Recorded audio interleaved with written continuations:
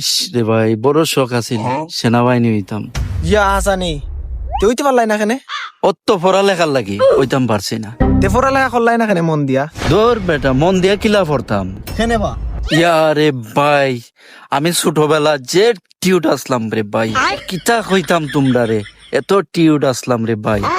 বেশি টিউটের কারণে রে ভাই, খালি ম্যাডামে আর বড় আপি তারা নানি খালি ওলা গালো ধরে খালি টানতো। আমার এটা ভাল লাগে না রে ভাই। হেসে কিতা করছি জানোস নি? আর ওর আগে নাইনি, আরো স্কুলে যাওয়া বাদ দিলাইছি। ইয়া ভাই কি কিউট বুঝে নেই ভাই, আপনার কিউট কম ভাই কম ভাই পকেটও নেই, পকেটও পকেট নাই, সাথে পকেট নাই। কিউট পকেটও থাকেনি, কিউট আমার মুখও বেটা। ও মুখও দেখ ভাই ভাইজি কইবে ও তো ভাই বগলো টলে কিউট পাইয়া পরে। না রে, এগুর কথা শুনিস না।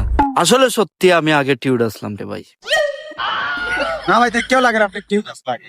শুনছ নি বা তাই বলে যে কিউট আসলা তে আমার লাগা নইলে কিতা করলাম ভাই গো তাই বলেন কিউট, এনর কিউট বকলে দিব রে, তোমার কিউট কম ভাই পরে ফিসে দিন। আমরা গ্রামের মধ্যে বুঝছস নি, সব থেকে সুন্দর হওয়া থাকলে একমাত্র আমিও আসলাম।